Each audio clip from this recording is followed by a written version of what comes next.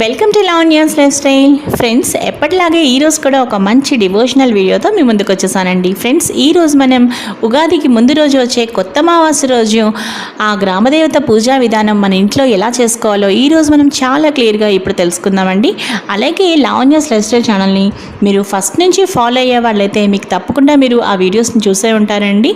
నేను గ్రామదేవత పూజ ఇంట్లో ఎలా చేసుకున్నాను అనేది చాలా క్లియర్గా నేను అప్లోడ్ చేశాను. ఈరోజు మనం గ్రామదేవత పూజ మన ఇంట్లో ఎలా చేసుకోవాలో ఇప్పుడు చూద్దాం. ఫ్రెండ్స్, ఉగాదికి ముందు రోజు వచ్చే అమావాస్యని కొత్త అమావాస్య అంటారు. ఈ కొత్త అమావాస్య రోజున గ్రామదేవతను ప్రతి ఊర్లోనూ అక్కడ ఆయా పేర్లతోటి, అనగా మరినమ్మ తల్లి అని, నూకాలమ్మ తల్లి అని, దుర్గాలమ్మ తల్లి అని, పోలేరమ్మ తల్లి అని, ఇలా గ్రామదేవతల పేర్లు అనేకం ఉంటాయి. ఏ ఊరి ప్రజలు ఆ ఊరి గ్రామదేవత పేరు తలుచుకొని ఆ అమ్మవారికి ప్రతి సంవత్సరము కొత్త అమావాస్య రోజు చక్కగా పూజలు చేసుకొని నైవేద్యం పెడుతూ ఉంటారు.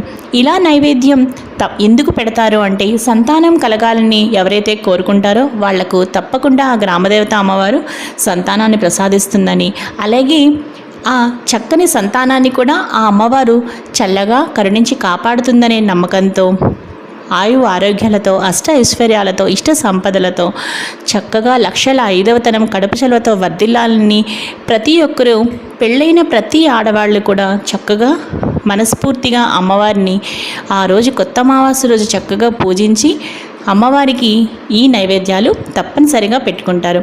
మరి ఆ నైవేద్యాలు ఏంటో ఇప్పుడు తెలుసుకుందాం. ఫ్రెండ్స్, మనం కొత్త అమావాస్య రోజు గ్రామదేవతకి పెట్టవలసిన నైవేద్యాలు ఏమిటి అంటే, తప్పనిసరిగా పూర్ణం బూరెలు పెట్టాలి, అలాగే గారెలు, తర్వాత పెసరపప్పు, అంటే నానబెట్టిన పెసరపప్పు ఉంటుంది కదా, అంటే పెసరపప్పుని కొంచెం నీళ్ళల్లో నానబెట్టి మనం వడకడతాం కదా, వడపప్పు అంటాం. వడపప్పు, అలాగే పానకం, దానితో పాటు చక్కగా అన్నం, ఇంకా కొన్ని ప్రాంతాల్లో తెల్లగపిండి కూడా చేస్తూ ఉంటారు, తెల్లగపిండి కూర.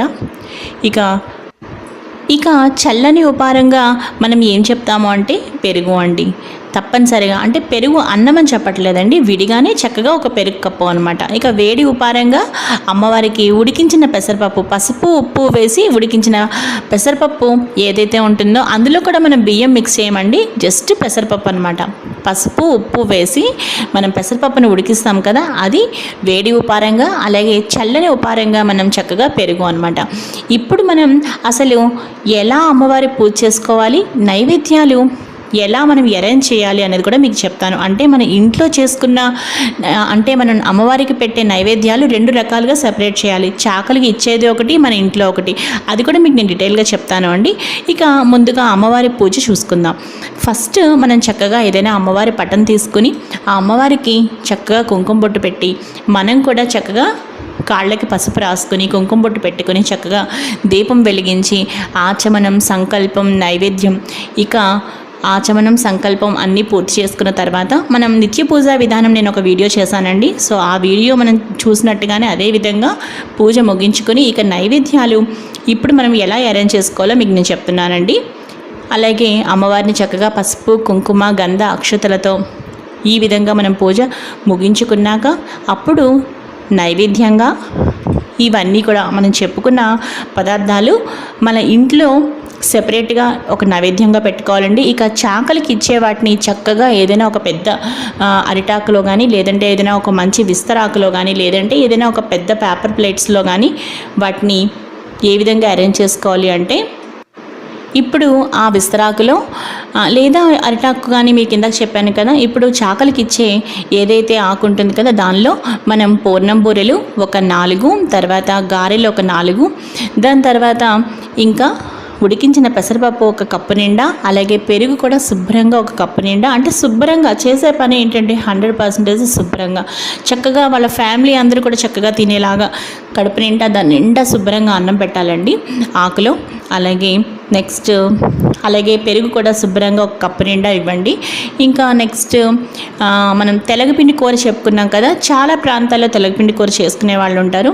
తెలగపిండి కూర కూడా అండి మనం ఇవన్నీ కూడా నైవేద్యం పెడతాము అమ్మవారికి. పెట్టిన తర్వాతనే రెండు సపరేట్గా మన ఇంట్లో ఉండే పూర్ణం బూరెలు, గారెలు, అలాగే అన్నం, తర్వాత మనం తయారు చేసుకున్న పెసరపప్పు, వడపప్పు, పానకం వాటన్నిటికీ నైవేద్యం పక్కన పెట్టుకుంటాం. అవి మన ఇంట్లో కుటుంబ సభ్యులు తింటాము. చాకలికి ఇచ్చేవన్నీ కూడా మనం ఏవైతే తయారు చేసిన పదార్థాలు ఉన్నాయో అవన్నీ కూడా చక్కగా ఆకులో అరేంజ్ చేసి శుభ్రంగా చక్కగా తృప్తిగా మనం పూజ ముగించుకుని నైవేద్యం పెట్టాక అప్పుడు ఆ చాకలికి మనం ఇవ్వాలి అండి. అలా చాకలి చక్కగా తీసుకువెళ్తే అది కడుపు చలవ అండి. ఇక మీ పూజ నైవేద్యం అన్నీ సమర్పించుకున్న తర్వాత మీ పూజ మొత్తం ముగించిన తర్వాత మీరు పూజ చేసుకున్న ఆ నీళ్లు ఉంటాయి కదా, అవి చక్కగా తులసి మొక్కలో సూర్యభగవాన్ని చూస్తూ పోసేసిన తర్వాత అప్పుడు చాకలికి మీరు ఇవ్వండి. సో ఈ విధంగా కొత్త అమావాస్య రోజు అమ్మవారిని పూజించి నైవేద్యాలు పెట్టి చాకలికి ఈ విధంగా. ఫ్రెండ్స్, నేను ఇదివరకు చేసుకున్న గ్రామదేవత పూజా విధానం మీరు చూస్తే మీకు ఇంకా క్లారిటీగా తెలుస్తుందండి. మీరు తప్పకుండా ఆ వీడియోని మిస్ అవ్వకుండా చూడండి. ఈ వీడియో ఎండ్ స్క్రీన్లో ఇస్తాను, అలాగే సజెస్టెడ్ కార్డ్స్లో కూడా ఇస్తాను.